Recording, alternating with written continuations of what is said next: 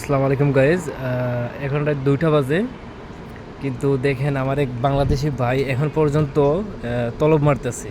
কারণ ওনাকে জিজ্ঞেস করবো যে কয়টা তলব মারে, কি আশেপাশে সৌদি আরবে তলবের ইনকাম কেমন। আসসালামু আলাইকুম ভাইয়া, কি অবস্থা? এই তো কি 2টা পর্যন্ত তলব মারতেছেন? হ্যাঁ, মারতেছিলাম। তলবের কি অবস্থা, কেমন আছে? ইনকাম হয়? খুবই ভয়ানক।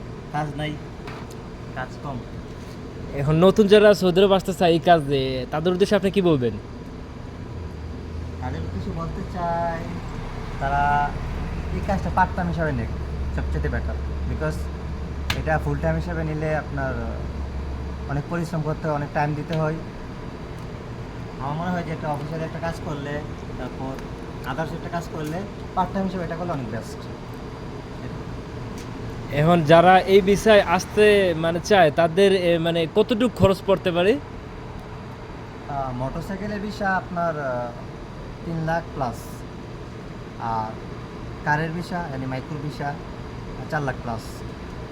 যারা বেশি দিয়ে আসছে তারা বেশি টাকা খরচ করতেছে, এটা সম্পূর্ণ বোকামি।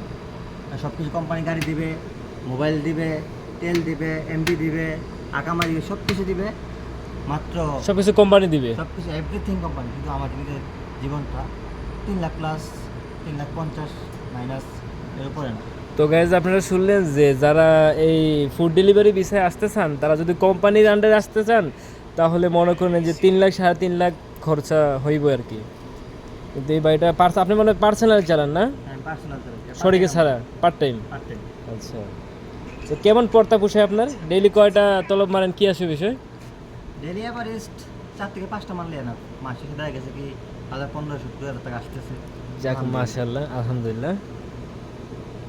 তাহলে দেখা যায় মানে এই কাজটাই মানে ভালো, পার্ট টাইম হিসেবে, কিন্তু ফুল পার্ট টাইম টাইম ভালো। এখন কি এটা কি তলব আসতেছে না নাকি? এখন অবজারভেশন আছে, তলব আসে না। আচ্ছা, এই যে এখন দুটাই- রাত 2টা বাজে দেখে মনে হয় তলব কম। আইডিয়া অফ, আচ্ছা তলব অনেক কম। প্রায় অনেকক্ষণ ধরে বসে আছি কিন্তু তলব নেই। আচ্ছা, তো যাই হোক অনেকটা ভালো। তো এত রাত না থাকি আর পরিশ্রম করে গিয়ে বাসায় গিয়ে ঘুমান, ঠিক আছে? ওকে গাইজ, তো এটা আমার নিউ পেজ। সবাই লাইক কমেন্ট শেয়ার করবেন, আর ভিডিও এরকম ভিডিও যদি আরও চান তাহলে বেশি বেশি শেয়ার করবেন আর পাশে থাকবেন।